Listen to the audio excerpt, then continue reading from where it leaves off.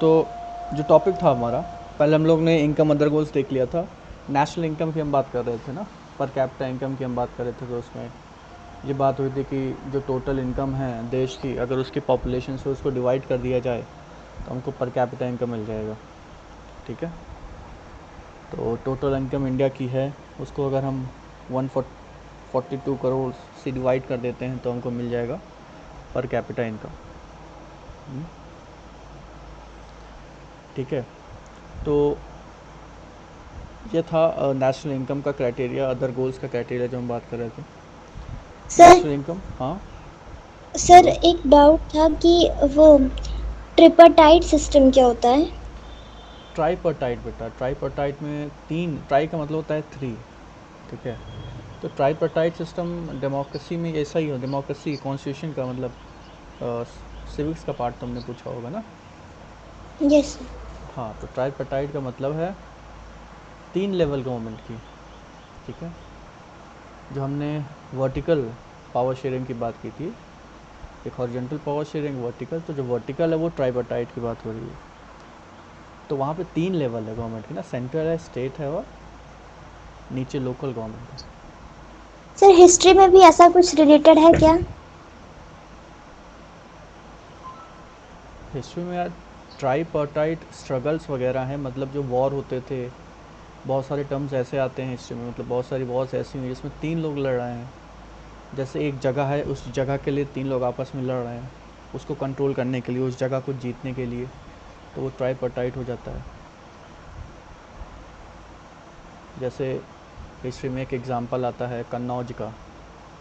तो कन्नौज के लिए ट्राईपर्टाइट स्ट्रगल चल रही थी, है ना, तीन लोग लड़ रहे थे। इधर से गुज्जर प्रतिहार थे, इधर राजपूतास थे, इधर पाल थे। ये तीनों अलग अलग किंगडम्स थे, ये तीन किंगडम कन्नौज के लिए लड़ रहे थे। तो उसी को ट्राईपर्टाइट कहा जाता है। बाकी सिविक्स पॉलिटी में ट्राईपर्टाइट का मतलब है तीन लेवल पे, सेंट्रल, स्टेट और लोकल गवर्नमेंट। लोकल गवर्नमेंट जो शहर की होती है उसे म्यूनिसपैलिटी बुलाते हैं, जो गांव की उसे ग्राम पंचायत बुलाते हैं। सर और सर जैसे ये कि फेडरलिज्म सिर्फ डाइवर्स कंट्री के लिए होता है, जैसे इंडिया है तो इतनी बड़ी कंट्री है, उसके साथ में इतनी डाइवर्स, तो इतनी डाइवर्सिटी के साथ में सिर्फ फेडरलिज्म डाइवर्स कंट्री के लिए ही है क्या? फेडरलिज्म डाइवर्स कंट्री के लिए फ़ायदेमंद होता है, लेकिन इसका मतलब ये नहीं है कि वो सिर्फ डाइवर्स कंट्री में ही रह सकता है। वो ऐसे कंट्रीज़ में भी रह सकता है जहाँ की पॉपुलेशन एक तरह की है। फ़िलहाल हाँ, ये बात सही है कि फेडरलिज्म अपनाया ही जाता है तब जब डाइवर्सिटी ज़्यादा हो। लेकिन क्या ये ज़रूरी है कि जहाँ डाइवर्सिटी हो वहीं फेडरलिज्म आ सकता है? तो नहीं, जहाँ नहीं वहाँ भी लाया जा सकता है, इसमें कोई बड़ी बात नहीं है। हाँ, लेकिन हाँ, जहाँ होती है वहाँ ज़रूरी होता है, अगर आपको अच्छे से स्मूथली रन कराना है गवर्नमेंट को। क्योंकि डाइवर्सिटी का मतलब है कि सब लोग अपना अलग अलग डिमांड कर रहे होंगे, सबकी अलग अलग नीड्स होंगी, सबकी अलग अलग एस्पिरेशंस होंगी। और फेडरलिज्म क्या करता है? फेडरलिज्म डिसेंट्रलाइजेशन करता है पावर का, पावर को बांटता है। तो जब ज़्यादा लोग हैं, अलग अलग तरीके के लोग हैं, और पावर को बांटा जाएगा, तब ज़्यादा सेटिस्फाइड रहेंगे वो। तो फेडरलिज्म चाहिए होता है, ज़रूरी होता है, लेकिन क्या कहीं पर डाइवर्सिटी है वहाँ फेडरलिज्म ला ही नहीं जा सकता? बिल्कुल लाया जा सकता है, ऐसी कोई बड़ी बात नहीं। सर कंज्यूमर राइट और कंज्यूमर प्रोटेक्शन प्रोटेक्शन एक्ट क्या होता है? देखो, कंज्यूमर प्रोटेक्शन एक्ट मेरे ख्याल से लाया गया था 2005 के आसपास, मुझे बहुत एग्जैक्ट डेट नहीं याद है। तो 2005 के आसपास, 2000, हाँ कुछ, उसको देख लेना, डेट का नहीं पता। लेकिन उसमें क्या होता है कि जो कंज्यूमर है उसके राइट्स के प्रोटेक्शन की बात होती है। अब कंज्यूमर के राइट्स क्या हैं? जैसे कोई चीज़ तुम खरीद रही हो, सामान, तो कोई भी चीज़ तुम खरीदती हो तो उसके पैकेट में पीछे लिखा होता है सारी इन्फॉर्मेशन, मैन्युफैक्चरिंग कब हुई है, एक्सपायर कब होगा, और साथ ही साथ उसके न्यूट्रिशन की इन्फॉर्मेशन लिखी होती है। न्यूट्रिशन की इन्फॉर्मेशन का मतलब है कि अ, उसमें कितना शुगर यूज़ हुआ है, कितना प्रोटीन है, कितना कार्बोहाइड्रेट है। ये सब कंज्यूमर का राइट होता है जानना, क्योंकि वो पैसा दे रहा है, सामान खरीद रहा है, तो उसको अधिकार है ये जानने का कि वो जो सामान खरीद रहा है वो वाकई में सही है या फर्जी है या लोकल है या ख़राब है, तो उसके लिए जो पैकेट के पीछे इन्फॉर्मेशन दी होती है, तो उसके लिए नियम बनाया गया कि कंपनियों को जो भी प्रोडक्ट्स बना रही हैं उनको अपने पैकेट के पीछे इन्फॉर्मेशन देनी होगी। ठीक है। और भी कई सारे लॉज हैं, जैसे MRP से ऊपर नहीं बेचा जा सकता है, ये भी एक नियम है ना। MRP से ऊपर बेचना इलीगल है, और अगर ऐसा कहीं होता है, आपके राइट्स का हनन होता है, तो आप कंज्यूमर कोर्ट जा सकते हो। कंज्यूमर कोर्ट में सुनवाई होगी, जिसने गलत किया होगा उसके खिलाफ केस चलेगा। कंज्यूमर राइट का मतलब जो आप प्रोडक्ट इस्तेमाल कर रहे हो उसके बारे में आपको पूरी जानकारी होनी चाहिए, आपका राइट है, आपका अधिकार है। ऐसा कोई खाली पैकेट में भर करके नहीं बेच सकता, उसके पैकेट में सब कुछ लिखा होना ज़रूरी है, क्योंकि वो इन्फॉर्मेशन है। अब वो इन्फॉर्मेशन अधिकार है कंज्यूमर का। ठीक है। अब देखो, आज जो पढ़ेंगे हम लोग इकोनॉमिक्स में इनकम एंड अदर क्राइटेरिया, तो हम लोग यही डिस्कस कर रहे थे ना कि पैसे अगर ठीक हैं तो भी ज़रूरी नहीं है कि और सारे क्राइटेरियाज अच्छे हो जाएं, क्योंकि ओवरऑल डेवलपमेंट के लिए पैसों के अलावा भी बहुत सारी चीज़ें चाहिए होती हैं। ठीक, पैसों के अलावा भी ओवरऑल डेवलपमेंट के लिए बहुत सारी चीज़ें चाहिए होती हैं। सिर्फ पैसे ज़रूरी नहीं है, आपकी सोसाइटी में स्टैंडिंग क्या है, रिस्पेक्ट क्या है, और साथ ही साथ आप लोगों से घुल मिल रहे हैं कि नहीं। क्योंकि अगर कोई एकदम बॉयकॉट हो गया, उसके पास बहुत पैसे हैं लेकिन वो किसी भी कारण से अलग थलग पड़ गया, तो उसको साइकोलॉजिकल इफ़ेक्ट पड़ सकता है, फिज़िकल इफ़ेक्ट पड़ सकता है। तो पैसों के अलावा हाँ, आप पैसे से एक अच्छी हवा नहीं खरीद सकते, क्लीन एयर नहीं खरीद सकते। आप पैसे से मरीज मतलब बीमारी से नहीं बच सकते, मरीज बनने से नहीं बच सकते। तो उसके लिए कलेक्टिव एफर्ट चाहिए होते हैं। यहाँ सब कलेक्टिव एफर्ट चाहिए होता है, यहाँ पे सारे कम्युनिटी की बात आती है। बुक में आपकी एग्ज़ाम्पल दिए हुए हैं, ठीक है, और उसमें कंपेयर किया गया है 3 स्टेट्स को, केरल, हरियाणा और बिहार। कंपेयर करके ये देखा गया है कि क्या इनकम ही सब कुछ होता है या इनकम के अलावा भी कुछ होना चाहिए। तो हमको तो पता ही है इनकम के अलावा बहुत सारी चीज़ें होती हैं जो मैटर करती हैं, और अगर आपकी इनकम लेवल अच्छी है, पैसा ज़्यादा है आपके पास, तो ये ज़रूरी नहीं है कि और सारी चीज़ें भी ठीक हों और सारी चीज़ें भी अच्छी हों। दिल्ली वालों के पास बहुत पैसा है लेकिन दिल्ली वालों के पास साफ़ हवा नहीं है। किसी गांव में जाओ तो किसी गांव में लोगों के पास कम पैसा हो सकता है, लेकिन उस गांव में अच्छी हवा मिलेगी तुमको, क्लीन, क्योंकि पेड़ पौधे बहुत होंगे, पोल्यूशन कम होगा, गाड़ियाँ कम होगी वहाँ पर। पानी,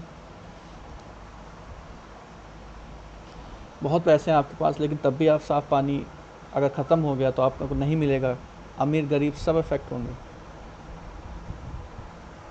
लेकिन कहीं दूर दराज के इलाके में जाओ जहाँ पर लोग शायद गरीबी भी जी रहे हैं लेकिन उनकी नदियों का पानी इतना अच्छा है, क्योंकि वहाँ पोल्यूशन सर बिल्कुल नहीं। डेवलपमेंट में ये सब मिलेंगे? डेवलपमेंट में क्या, ये सब डेवलपमेंट के साइड इफ़ेक्ट्स में लिया जाएगा ना, जो मैं बातें कर रहा हूँ कि पोल्यूशन हो गया, वाटर पोल्यूशन हो गया, एयर पोल्यूशन हो गया, ये सब डेवलपमेंट के साइड इफ़ेक्ट हैं। क्योंकि हम लोग डेवलपमेंट करते हैं और इसके साइड इफ़ेक्ट देखने को मिलते हैं। इंडस्ट्री से धुआं निकला, पोल्यूशन हो गया, ज़्यादा गाड़ियाँ चल रही हैं तो डेवलपमेंट का एक पैरामीटर है, लेकिन ज़्यादा गाड़ियों से ज़्यादा पोल्यूशन भी होता है।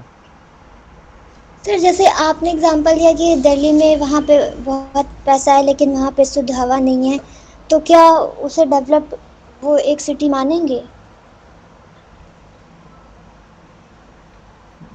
तो इसीलिए जो HDI निकलता है, ह्यूमन डेवलपमेंट इंडेक्स, इसलिए उसमें इंडिया का नंबर इतना नीचे आता है। अगर तुम HDI देखो तो इंडिया की रैंक उसमें 136 है, पिछले साल 136। और हमारे जो पड़ोसी देश हैं, नेपाल, बांग्लादेश, श्रीलंका, ये सब ज़्यादा ऊपर हैं अगर HDI की बात करें तो। तुमने पूछा ना कि हेल्थ और एजुकेशन, जब भी HDI कैलकुलेट करते हैं, ह्यूमन डेवलपमेंट इंडेक्स कैलकुलेट करते हैं, आगे हम पढ़ेंगे, तो उसमें एजुकेशन हेल्थ भी लिया जाता है, सिर्फ इनकम लेवल नहीं लिया जाता है। तो इनकम लेवल भले ही अच्छी हो, लेकिन अगर हेल्थ ख़राब हो रही है पोल्यूशन की वजह से, एजुकेशन ख़राब है, तो फिर आपकी जो रैंकिंग है डेवलपमेंट की वो कम हो जाएगी अपने आप। वही इंडिया में देखने को मिलता है, 136 पे आ गए हैं। तो डेवलपमेंट 3 चीज़ों से देखी जाती है। कौन कौन सी मैंने बताया? इनकम लेवल, सेकेंडली कौन सा है?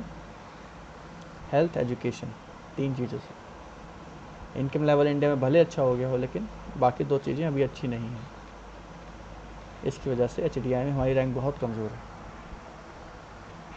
तो तुमने पूछा ना कि क्या डेवलप माना जाएगा, उसका डेवलपमेंट बहुत नीचे हो जाएगा ना फिर वो इसलिए तो रैंकिंग हमारी इतनी कम। अब देखो, हम लोग वही बात कर रहे थे, इनकम अदर क्राइटेरिया। तो कहीं पे पैसा है तो ज़रूरी नहीं है वहाँ की हेल्थ कंडीशन अच्छी हो। अभी हम देखेंगे तीनों एग्जांपल से, तीनों की टेबल दी है आपकी किताब में, अच्छा एग्जांपल दिया है। और इनकम क्राइटेरिया ये डिसाइड नहीं करता। जैसे हरियाणा में जो इनकम क्राइटेरिया है बहुत ज़्यादा है, ठीक है। इनकम क्राइटेरिया का मतलब कि वहाँ के लोगों की जो पर कैपिटा इनकम है, पर कैपिटा इनकम कैसे कैलकुलेट करते हैं? Total income divide by population. तो मैं लिखवा चुका हूँ, टोटल इनकम को पॉपुलेशन से डिवाइड कर दिया जाए तो पर कैपिटा इनकम आ जाएगी, ठीक है। चलो, ये तो हो गया। लेकिन हरियाणा की बात कर रहा था, तो वहाँ पे पैसा है लोगों के पास, लेकिन वहाँ का अगर तुम सेक्स रेशियो देखो तो बहुत कम है ना। इसका मतलब वहाँ पर लड़कियों की रिस्पेक्ट उतनी नहीं है जितनी लड़कों की है। यानी लड़कियाँ जो हैं, यानी जो लड़कियाँ हैं वो भले ही इनकम लेवल में अच्छी हो जाएं, लेकिन रिस्पेक्ट उनको सोसाइटी में उतनी मिलेगी नहीं। हरियाणा में देखने को मिलता है, जो ये शो करता है कि इनकम लेवल से कुछ नहीं होता, है ना। इसी तरह से लिटरेसी रेट भी कम देखने को मिलेगा। लिटरेसी रेट हरियाणा की कम देखने को मिलेगी। केरल में भले ही हरियाणा से कम पैसा कमाते हैं लोग, लेकिन केरल में हेल्थ एजुकेशन ज़्यादा देखने को मिलेगा। यानी पैसा डिसाइड नहीं करता कि सब कुछ अच्छा ही हो जाएगा। इनकम के अलावा और भी क्राइटेरियाज होते हैं, देखते हैं।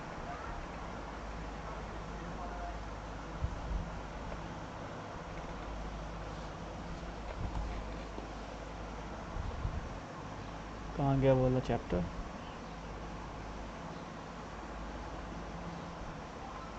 मैंने स्क्रीन शेयर नहीं की होगी, रुको मैं शेयर कर दे रहा हूँ।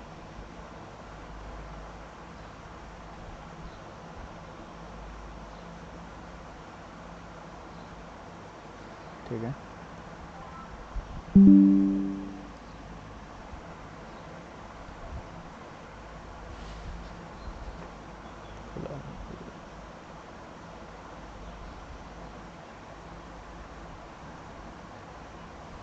ठीक।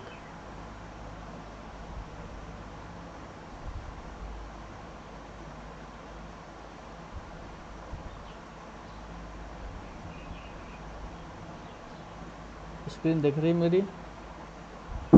Yes sir.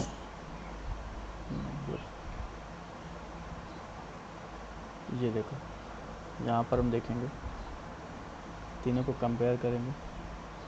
अब यहाँ पर देखो बेटा, तो देख के साफ पता चल जाएगा कि हरियाणा की जो इनकम है पर कैपिटा इनकम का मतलब है कि हर इंसान कितना कमा रहा है। तो हरियाणा में हर इंसान लगभग 2,36,147 रुपये पर ईयर कमा रहा है। हर साल उसकी इतनी इनकम है, एवरेज। किसी की ज़्यादा हो सकती है, किसी की कम हो सकती है, लेकिन ऑन एन एवरेज यही है, ठीक है। बाकी केरल में देखोगे उससे कम मिलेगा तुमको, 2,04,105। तो केरल में कम है हरियाणा के मुकाबले पर कैपिटा इनकम। बिहार में तो बहुत ही कम है। तो सर ऐसा क्या रीजन है कि बिहार हमेशा हर एक चीज के मामले में पीछे ही रहता है? एजुकेशन हो या कोई स्टेटस के लेवल में हो, इनकम के लेवल में हो? उसके 2-3 रीज़न है यार। पहला रीज़न तो ये है कि वहाँ जो हुआ है वो पॉलिटिकल नेगलेक्ट का शिकार हुआ है। जितनी भी सरकारें बनी उन्होंने उतना ध्यान दिया नहीं, इतना देना चाहिए था। बहुत ही ज़्यादा पॉलिटिकली निगलेक्टेड। पॉलिटिकल नेगलेक्ट मतलब कि या तो सरकारों ने उस पर ध्यान नहीं दिया है, पॉलिटिशियंस ने उस पर ध्यान नहीं दिया, सबने अपना फ़ायदा निभाया। दूसरा, पॉपुलेशन ज़्यादा है। अगर डेंसिटी की बात करो, ठीक, डेंसिटी, पॉपुलेशन डेंसिटी की, तो बिहार सबसे ज़्यादा पॉपुलेशन डेंसिटी वाला राज्य है। पॉपुलेशन डेंसिटी के मामले में सबसे पहले बिहार आता है। पॉपुलेशन जब ज़्यादा हो जाती है तो रिसोर्सेज कम हो जाते हैं, खाने पीने को कम हो जाता है, अपॉर्चुनिटीज़ कम हो जाती हैं।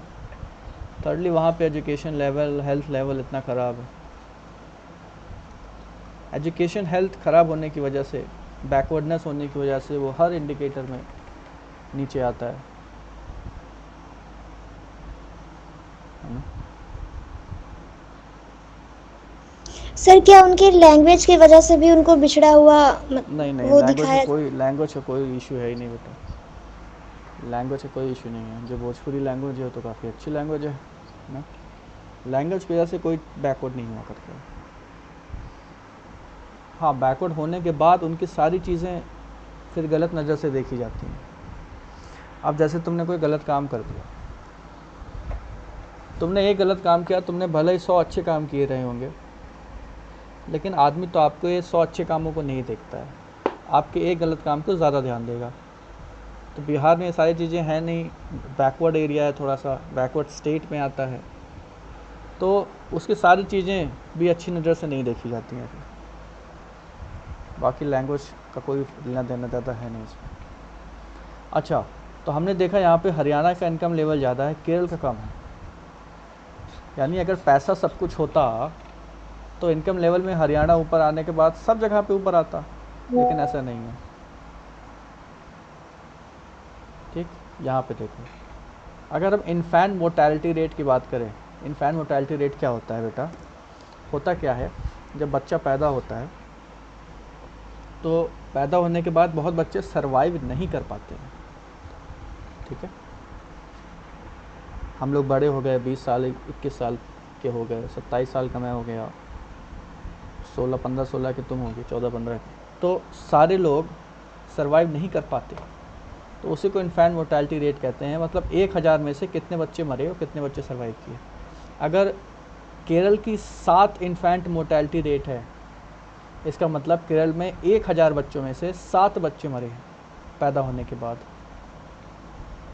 लेकिन हरियाणा में 1000 में से 30 बच्चे मरे हैं, लगभग केरल का 4 गुना है ये। अगर इन्फेंट मोर्टेलिटी रेट ज़्यादा है तो कंडीशन ख़राब है, या इन्फेंट मोर्टेलिटी रेट कम है तो कंडीशन ख़राब है? बताओ। सर ज़्यादा है तो। हाँ, ज़्यादा है तो, क्योंकि ज़्यादा बच्चे मर रहे हैं, इसका मतलब कुछ गड़बड़ है।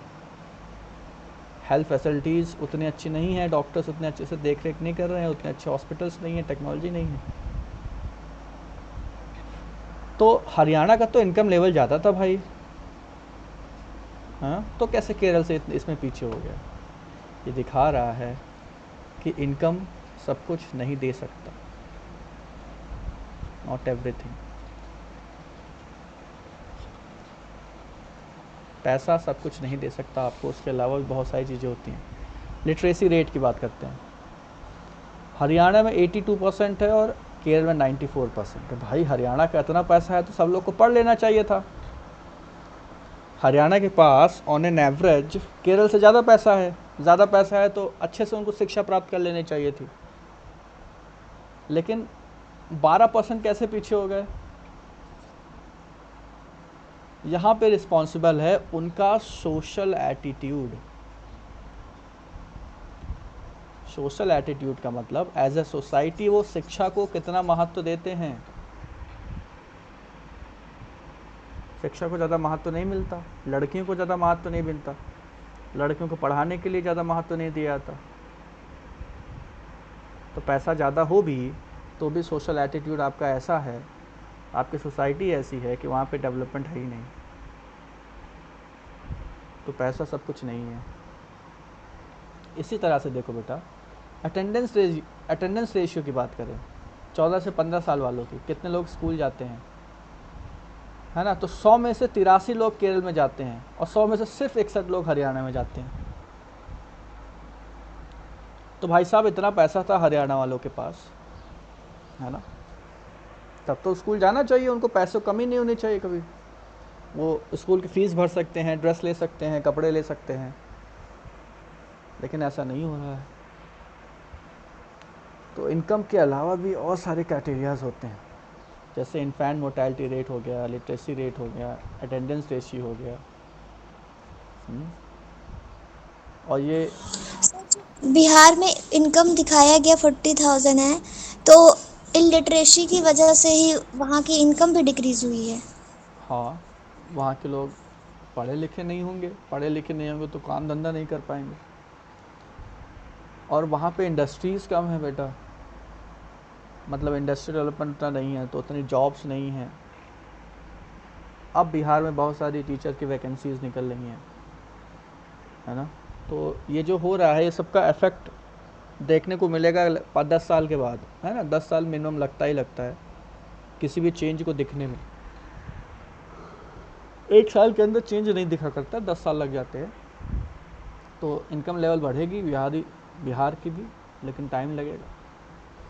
और इलिटरेसी की वजह से बिल्कुल है, हेल्थ की वजह से बिल्कुल है, क्योंकि हेल्थ अच्छी होगी तभी तो आप काम कर पाओगे।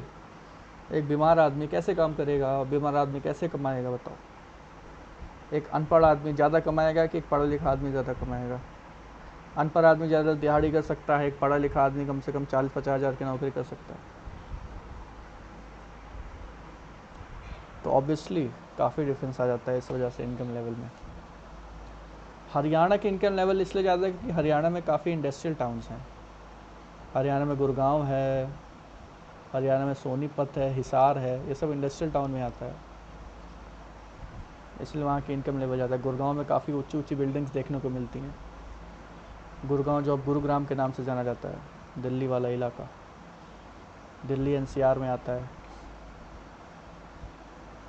तो यहाँ पे काफ़ी ज़्यादा ऊंची बिल्डिंग्स और डेवलपमेंट देखने को मिलेगा। पैसे काफ़ी हैं गुरुग्राम में। गुरुग्राम में एक छोटी सी जॉब का भी 30,000 रुपये मिलता है मिनिमम, और बिहार में यही 3,000 रुपये मिलता होगा उस जॉब का। तो 10 गुने का अंतर आता है, इसलिए इनकम लेवल बिहार की इतनी कम है हरियाणा के मुकाबले।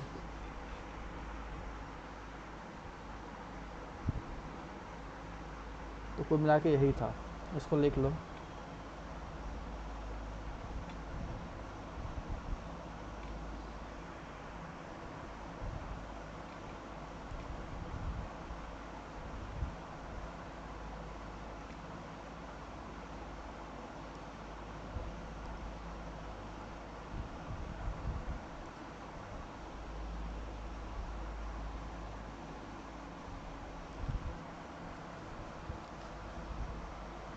लिखो,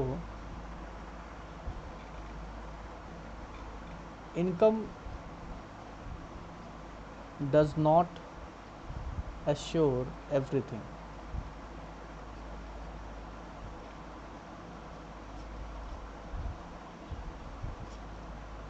ठीक है? इफ़ अ रीज़न या इफ़ अ कंट्री और state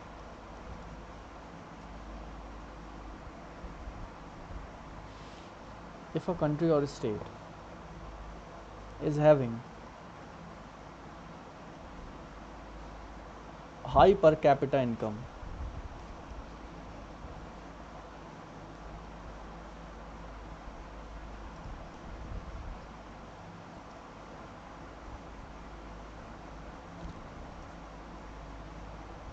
that does not necessarily mean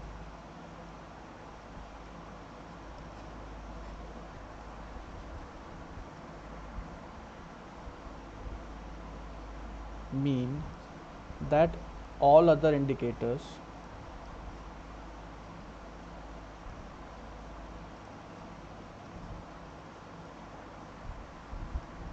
will be good enough. यहाँ पे मैंने ये लिखा है कि इनकम लेवल किसी जगह का ज़्यादा है, पर कैपिटा इनकम किसी जगह की ज़्यादा है, तो ज़रूरी नहीं है कि और इंडिकेटर्स भी ज़्यादा होंगे. ये स्पेलिंग सही कर लो, नेसेसरीली, NECESSARILY.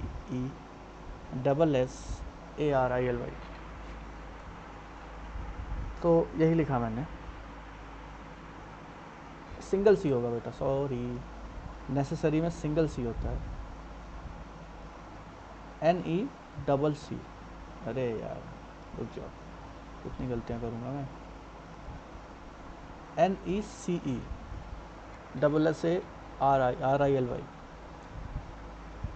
एग्जाम्पल के लिख सकती हो. For example, Haryana is having high per capita income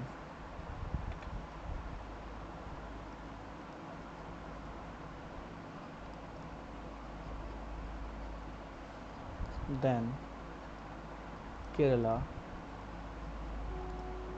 but it is still behind. आवाज़ आ रही है? स्क्रीन दिख रही है ना पूरी? Yes, sir. Good.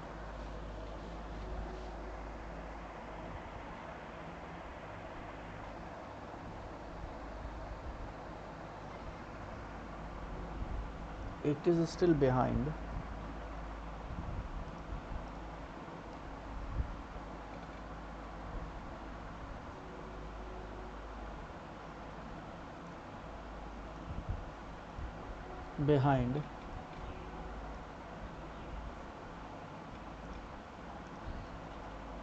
Kerala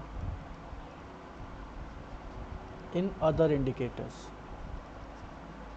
income ज़्यादा है हरियाणा की, लेकिन और इंडिकेटर्स की बात करें तो पीछे दिखाई पड़ता है. For example,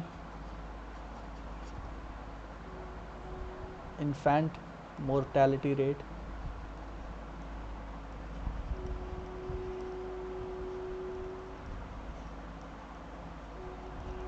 literacy rate,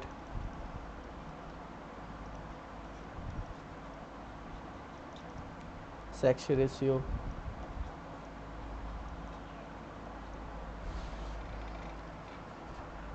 and attendance ratio, etc.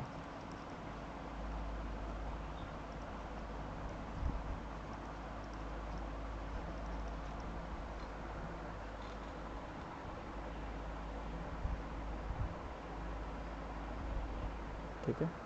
तो सर कहते हैं कि डेवलपमेंट के लिए इनकम बेसिक वो नीड होता है, उसके बिना डेवलपमेंट नहीं होगा.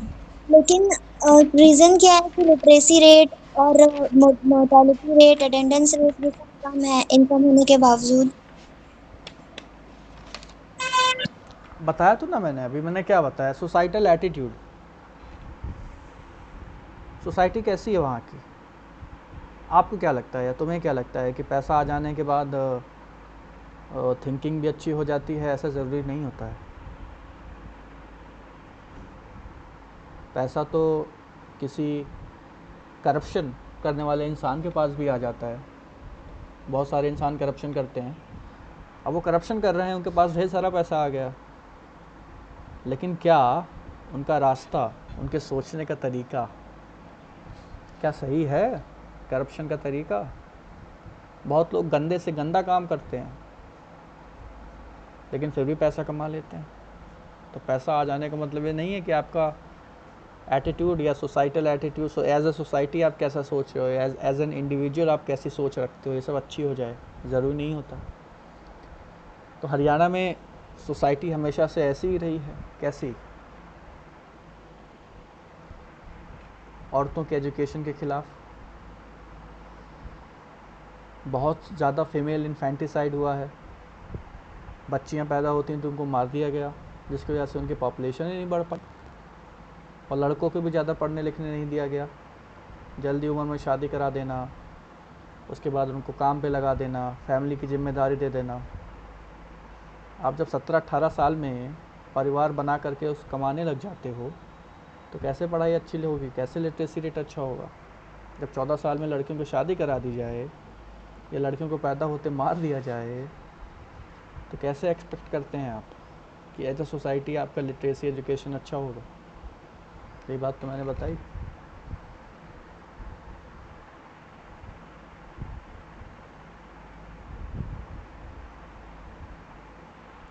है ना।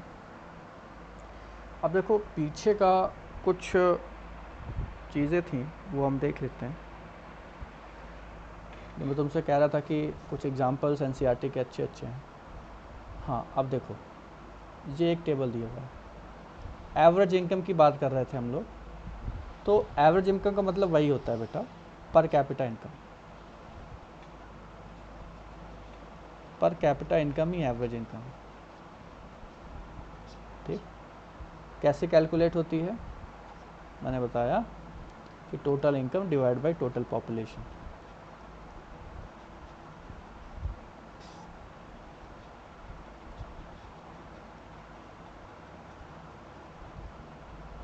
अब मुझे बताओ किसी रीजन की पॉपुलेशन 1000 है, ठीक है, पॉपुलेशन टोटल कितनी है 1000, और उनकी इनकम टोटल इनकम है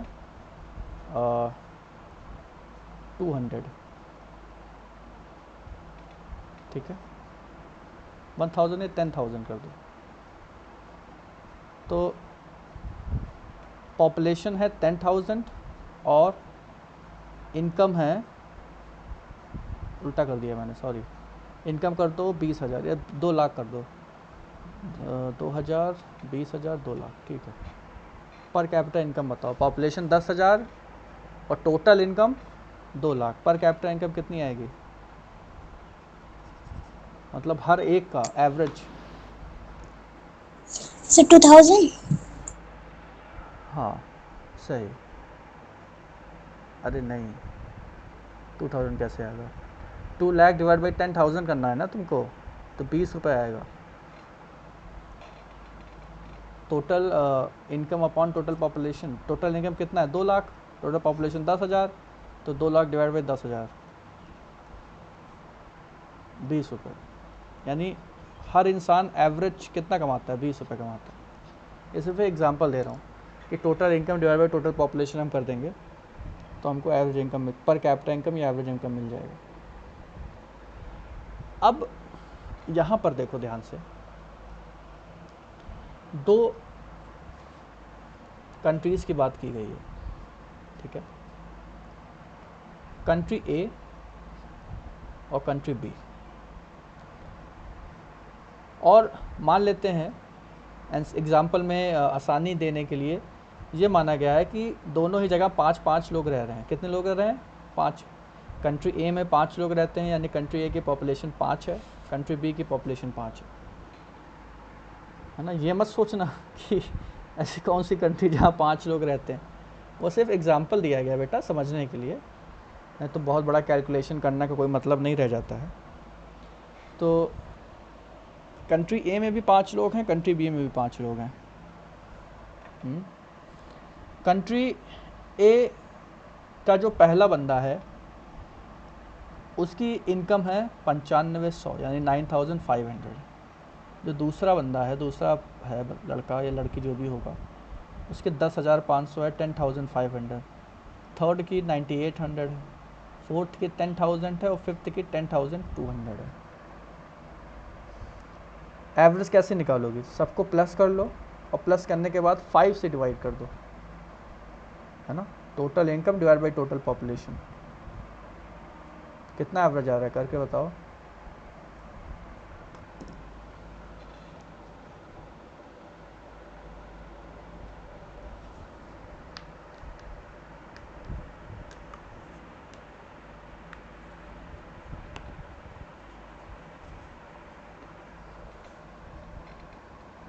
सर ये इनके इनकम दिए गए हैं।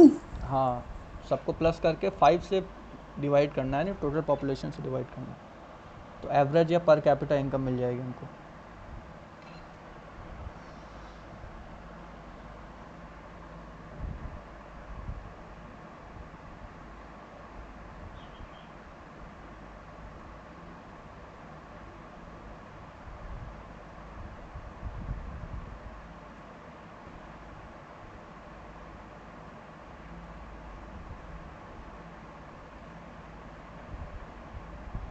जल्दी बताओ। सर 6282, एवरेज आ रहा है। 6283, यस सर।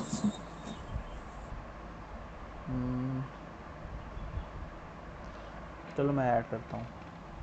10,500 में 9,500 ऐड करोगे तो सर 20,000 आ जाएगा। हाँ सर जो उनका पूरा इनकम है वो 31,415 है। नहीं बेटा, गलत कैलकुलेट कर लिया तुमने। चलो हम लोग कैलकुलेट करते हैं। तो 10,500 में 9,500 जोड़ोगी तो पता है कितना आएगा, 20,000। 20,000 में 9,800 जोड़ोगी तो 29,800 आएगा। 29,800 में 10,000 जोड़ोगी तो 39,800 आएगा। और 39,000 में 10,200 जोड़ोगी तो 50,000 आएगा। और 50,000 को 5 से डिवाइड करोगे तो 10,000 एवरेज इनकम आएगी। फिर से कैलकुलेट करके तुम चेक कर लेना अपना, ठीक है। ऐसे ही कंट्री बी का फर्स्ट पर्सन की जो इनकम है वो 500 है, सेकंड पर्सन की इनकम 500 है, थर्ड पर्सन की इनकम 500 है, फोर्थ पर्सन की इनकम 500 है, ठीक। और फिफ्थ पर्सन की इनकम 48,000 है। 500 500 500 500 2,000 हो गया। 48,000 में 2,000 ऐड करोगे तो 50,000 हो जाएगा। और 50,000 को 5 से डिवाइड करोगे तो इसकी एवरेज इनकम भी 10,000 आएगी।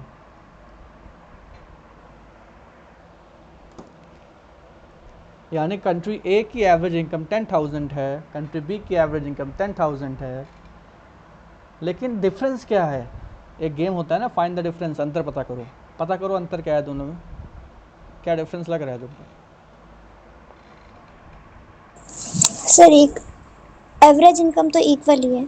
इक्वल ही है, लेकिन कुछ तो अंतर लग रहा होगा ना दोनों कंट्रीज में। देखो एक बार ध्यान से। सर जो पर पर्सन का इनकम है कंट्री ए में वो ज़्यादा है और हाँ बी में कम है। हाँ बिल्कुल सही, सही बताया। अब देखो यहाँ पर सबकी लगभग बराबर है। इनकी 9,500 है, इनकी 10,000, 10,500 है, 9,800 है, 10,000, लगभग बराबर इक्वल है ना। तो हम कह सकते हैं कि इनकी जो इनकम है बेटा वो इक्वली डिस्ट्रीब्यूटेड है, ठीक है। क्या है? Equally distributed.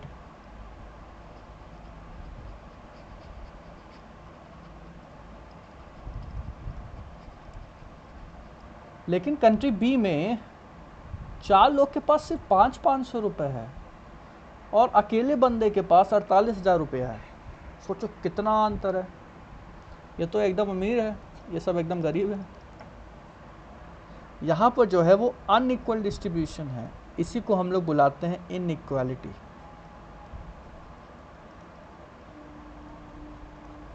तुमसे कोई पूछे कंट्री ए ज़्यादा डेवलप दिख रही है, कंट्री बी में डेवलपमेंट ज़्यादा दिख रहा है, तो कंट्री ए में ज़्यादा दिख रहा है क्योंकि वहाँ पे हर पर्सन के पास पहुँचा है पैसा। कंट्री बी में तो 4 के पास तो बिल्कुल नहीं है, सिर्फ 500 रुपये है। सारा तो फिफ्थ वाला लेके बैठा हुआ है। तो डेवलपमेंट कंट्री ए का ज़्यादा है। क्यों? क्योंकि इक्वल डिस्ट्रीब्यूशन है। कंट्री बी में अनइक्वल डिस्ट्रीब्यूशन है, इसी को हम लोग बुलाते हैं इनकम इनइक्वालिटी।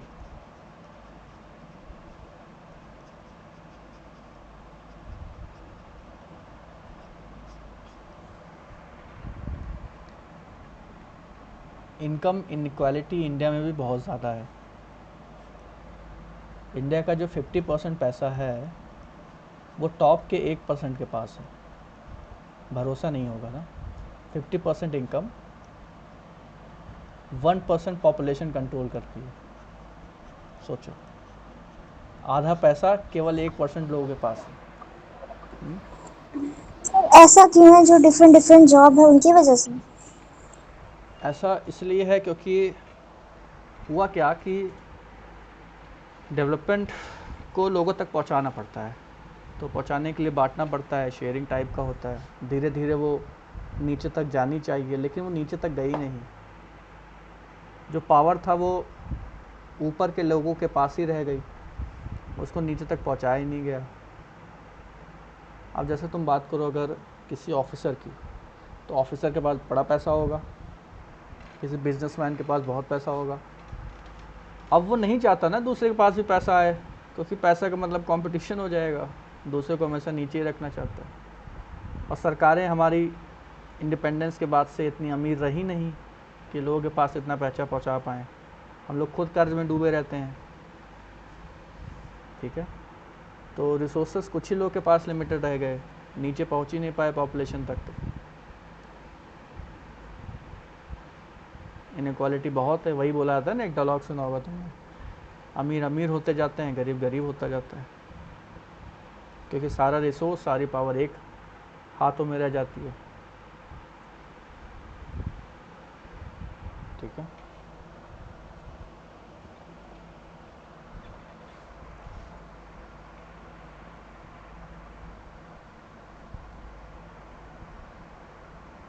ये बचा आपका पब्लिक फैसिलिटीज़। देखो, पब्लिक फैसिलिटीज़ का मतलब वही जो सरकार मुहैया कराती है। ठीक है, facilities provided by the government.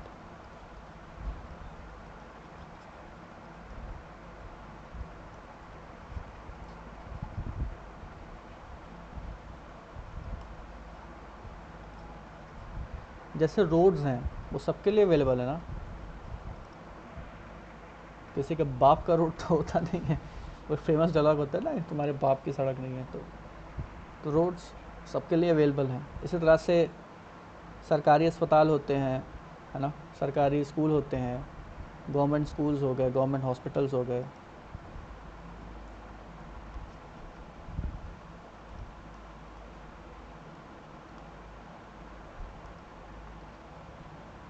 ये सबके लिए अवेलेबल हैं, कोई उनको डिनाई नहीं कर सकता एंट्री। और यहाँ पे फ्री में इलाज होता है। गवर्नमेंट स्कूल्स में तो बिल्कुल ना के बराबर फ़ीस लगती है। गवर्नमेंट हॉस्पिटल्स में तो फ्री में इलाज होता है, कोई पैसा नहीं लिया जाता है। ठीक है, रोड्स, रेलवेज़, इन सब का टिकट लगता है, लेकिन यूज़ करने में कोई पाबंदी नहीं है। ये सब सबके लिए अवेलेबल हैं और कम दामों पे। इंडिया जैसी कंट्री में कम दाम पे सरकार को देना पड़ता है, इसी वजह से। किस वजह से? जो आपने ऊपर पढ़ा अभी। सरकार इतना सस्ता क्यों करती है बेटा? क्योंकि इंडिया में इतना इनइक्वालिटी है। इंडिया में यही वाला हाल है। ये जो अभी तुमने पढ़ा, किधर गया वो? ऊपर है, एवरेज इनकम वाला। इंडिया में यही हाल है। कुछ लोगों के पास पैसा नहीं है, कुछ के पास बहुत पैसा है। तो जब इतनी इनइक्वालिटी है, सबके पास पैसा है नहीं इतना, और हमारी पर कैपिटा इनकम भी बहुत कम है, $3000 के आसपास। चाइना की इससे कहीं गुना ज़्यादा है। अमेरिका की $80,000 के आसपास है। सोचो, इतनी ज़्यादा डिफरेंस है। तो इसी वजह से सरकार को आना पड़ता है। सरकार अपने खर्चे से लोगों को प्रोवाइड करती है, क्योंकि हमारे पास इतना पैसा है नहीं कि हम सब खरीद पाएँ। हम लोग गरीब लोग हैं।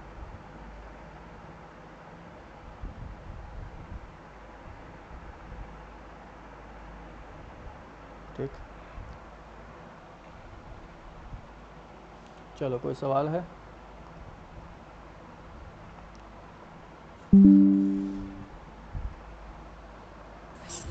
No sir.